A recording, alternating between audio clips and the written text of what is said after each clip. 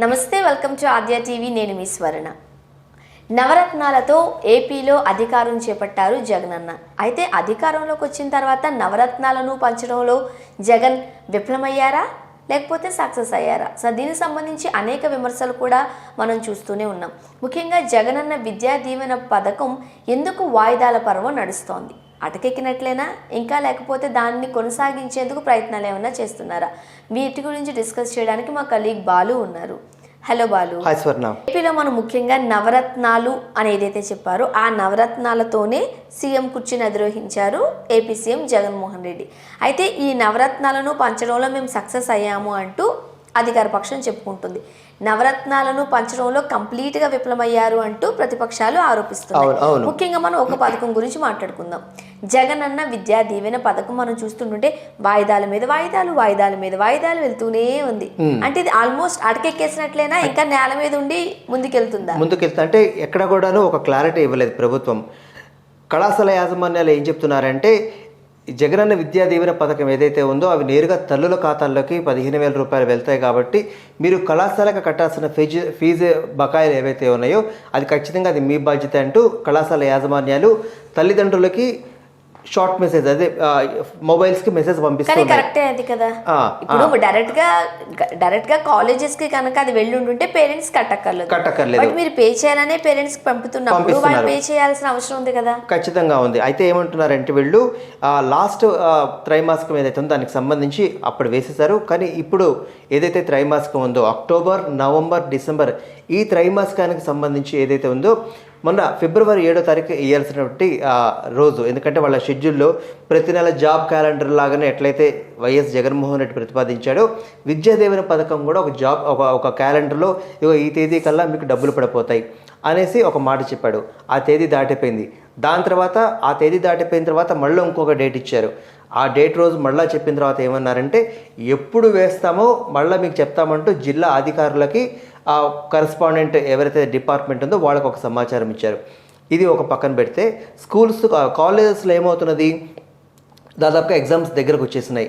So ఇంతవరకు మీరు exam fee కట్టే వాళ్ళు ఎవరైతే ఉన్నారో వాళ్ళకి ఎగ్జామ్ ఫీజు కట్టించుకోవట్లేదు. ఎందుకు కట్టించుకోవట్లేదు? మీరు ఫీజు బకాయిలు ఉన్నాయి కాబట్టి ఒకవేళ ఎగ్జామ్ ఫీజు కట్టేసామనుకోండి అది గవర్నమెంట్కి వెళ్తుంది. నువ్వు గవర్నమెంట్కి వెళ్తే ఏమవుతుంది, నీ హాల్ టికెట్ నీకు వచ్చేస్తుంది. హాల్ టికెట్ కూడా యాజమాన్యం హోల్డ్ చేసే అవకాశం ఉంది? అవకాశం లేదు. అవకాశం లేదు. ఎందుకంటే ఇప్పుడు హాల్ టికెట్స్ అని మనం ఆన్లైన్లో తీసేసుకుంటాం కాబట్టి అదొక మనకు ఒక స్కోప్ ఉంది. అప్పుడు ఆప్షన్ ఉంది. సో వన్స్ ఒకసారి హాల్ టికెట్ వచ్చేసేసిన తర్వాత నువ్వు ఎగ్జామ్స్కి అటెండ్ అవ్వచ్చు. ఈ ఫీజు ఏమవుతుంది, కాలేజ్కి అట్లాగే ఆ పెండింగ్ డ్యూ అట్లాగే ఉండిపోతుంది. సో ఇప్పుడు వాళ్ళు ఏమంటున్నారు, మేము ఫీజు కట్టించుకోము, ఎగ్జామ్ ఫీజు కట్టించుకోము, మీరు కాలేజ్ ఫీజుకి ఏదైతే బకాయిలు ఉన్నాయో అవి కట్టండి మీరు అంటూ కాలేజ్ పేరెంట్స్ పైన ఈ కాలేజ్ యాజమాన్యాలు ఒత్తిడి తీసుకొస్తున్నాయి. పేరెంట్స్ ఏమంటున్నారు, మాకు ఇవ్వాల్సినటువంటి ఆ విద్యా దీవెన పథకం రాలేదు, వచ్చిన తర్వాత ఖచ్చితంగా మేము పే చేస్తామంటూ ప్రభుత్వం పైన వాళ్ళు నెట్టుతున్నారు. ఈ రెండింటి విషయాల్లో కరెక్ట్ అయినప్పటికీ కూడా ప్రభుత్వం మాత్రం జాప్యం చేస్తుంది. ఎంతవరకు బకాయిలు ఉన్నాయా అంటే 700 కోట్ల రూపాయల బకాయిలు ఈ విద్యా దీవెన పథకం ఈ త్రైమాసికంలో అక్టోబర్, నవంబర్, డిసెంబర్ ఈ 3 నెలల బకాయిలు 700 కోట్ల రూపాయలు తల్లుల అకౌంట్స్లోకి వేయాల్సి ఉంది. సో ఈ 700 కోట్ల రూపాయలు తల్లుల అకౌంట్లోకి ఎప్పుడు పడాలి, వీళ్ళ అకౌంట్స్లో నుంచి వీళ్ళు కాలేజ్ ఫీజు ఎప్పుడు కట్టాలి, కాలేజ్ ఫీజు కట్టిన తర్వాత ఎగ్జామ్ ఫీజు ఎప్పుడు కట్టాలి అంటే పేరెంట్స్కి అటు పక్కన స్టూడెంట్స్కి ఒక పక్కన ఎగ్జామ్స్ ప్రిపరేషన్ కోసమే వాళ్ళ బ్రెయిన్ పెట్టాలా, దీనికోసం టెన్షన్ పడాలా, ఇది మెయిన్గా. మరో పక్కన ఇది ఇంటర్ అండ్ డిగ్రీ తీసుకున్నట్లయితే ఇది పరిస్థితి. కానీ ఇప్పటికే బీటెక్ విద్యార్థులకి ఒక సమస్య ఇంకొకటి ఎదురైంది. ఇప్పటికే 4th year last semester 7th semester అయిపోయిన తర్వాత 8th సెమిస్టర్లో ఉన్న వాళ్ళకి క్యాంపస్ సెలక్షన్స్ వాళ్ళకి కొంతమంది సెలెక్ట్ అయిపోయారు. వాళ్ళకి ఆ కంపెనీస్ నుంచి ఆర్డర్స్ కూడా వచ్చినాయి. అక్కడ కూడా ఇదే పరిస్థితి. ఫీజు కడితే కానీ వీళ్ళకి ఆ ఏదైతే మార్క్ లిస్ట్ కావచ్చు లేకపోతే ఏవైతే వాళ్ళకు ఉంటాయో ఆ డ్యూస్ ఏవైతే ఉంటాయో అవి స్టూడెంట్స్కి ఇవ్వరు వాళ్ళు. సో అంటే అది ఎంప్లాయ్మెంట్ ఆర్డర్ రావాలి అంటే నువ్వు ఈ బకాయిలను తీసుకెళ్ళి మళ్ళీ క్లోజ్ చేసుకోవాలి. సో అటు వాళ్ళకి ఇబ్బంది ఉంది, ఇటు ఇంటర్ డిగ్రీ విద్యార్థులకి ఖచ్చితంగా ఈ డిలే ఏదైతే ఉందో వాళ్ళ భవిష్యత్తు పైన ఖచ్చితంగా ఇది ఒక చెరగని ముద్రగా వాళ్ళకి ఒక మెంటల్ టెన్షన్ వాళ్ళకి ఏముండదు. ఇప్పుడు యాజ్ ఎ పేరెంట్గా మనం కట్టుకోవాలనుకోండి, డబ్బులు ఉంటే డబ్బులు కట్టేసుకుంటాము, లేకపోతే అప్పు చేసి కడతాం. ఇంకొకళ్ళ దగ్గర నుంచి రావాలి అంటే వాళ్ళు ఇస్తే గానీ కట్టలేని పొజిషన్లో ఉంది అంటే అది ఖచ్చితంగా వాళ్ళపైన టెన్షన్ క్రియేట్ చేసే అంశం అవుతుంది. ఇవన్నీ తెలిసిన గవర్నమెంట్ ఎందుకు చూసి చూడలేనట్టు ఊరుకుంటుంది అంటే డబ్బులు అంటే ఈ పథకాలు ఏంటంటే గోడకేసిన సున్న లాంటివి. వన్స్ ఒకసారి ఇచ్చేసిన తర్వాత అవన్నీ మనకు వచ్చేవి కాదు. ఎందుకంటే దీని నుంచి మనకి ఇదేమి ఇన్వెస్ట్మెంట్ కాదు. మన జగన్మోహన్ రెడ్డి ఏమన్నాడు, ఈ పథకాలన్నీ మాకు ఇన్వెస్ట్మెంట్ లాంటివే అన్నాడు. ఇప్పుడు పిల్లల మీద మేము ఖర్చు పెడుతున్నాం, రేపొద్దున వీళ్ళు రాష్ట్రానికి ఎంతో కొంత ఉపయోగపడతారు అనేది చెప్తున్నారు. ఒక రకంగా చెప్పాలంటే చదువుకు పెట్టింది ఇన్వెస్ట్మెంట్ అనుకోవచ్చు కూడా. చదువు పెట్టింది ఇన్వెస్ట్మెంటే, కానీ ప్రభుత్వం పెట్టేది ఇన్వెస్ట్మెంట్ కాదు, గోడ కొట్టిన సున్న లాంటిది.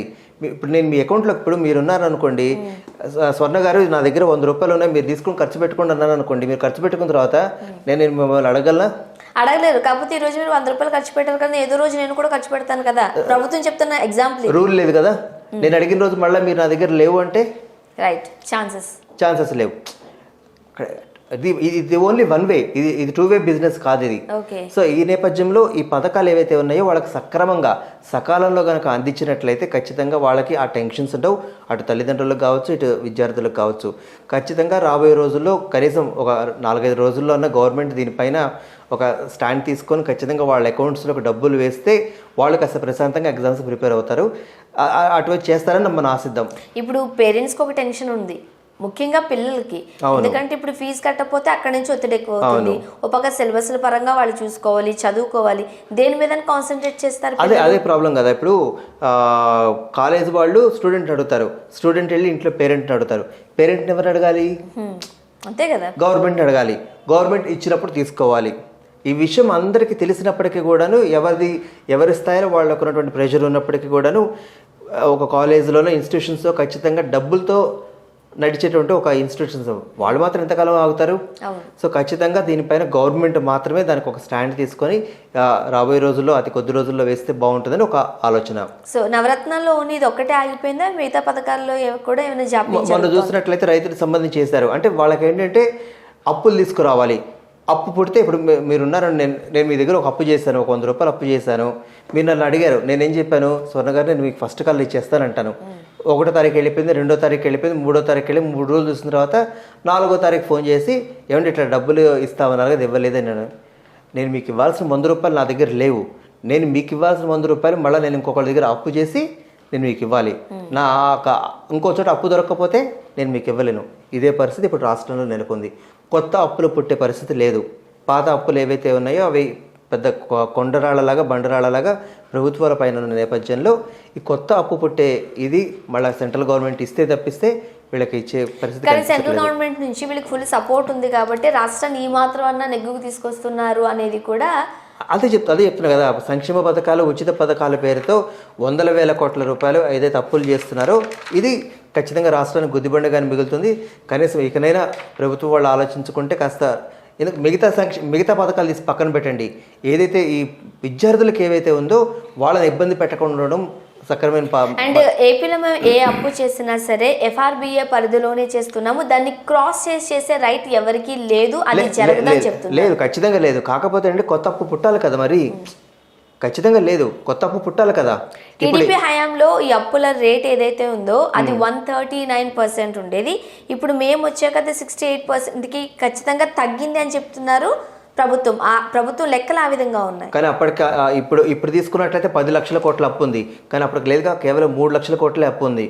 ఇది టీడీపీ ప్రభుత్వం మారి జగన్మోహన్ రెడ్డి ప్రభుత్వం వచ్చినప్పుడు ఈ 3.5 సంవత్సరాల్లో ఉన్నటువంటి ఈ 7.5 లక్షల అప్పులు మరి అవెవరు చేసినట్టు, అది ఎవరి పరిధిలోనే చేసినట్టు అది.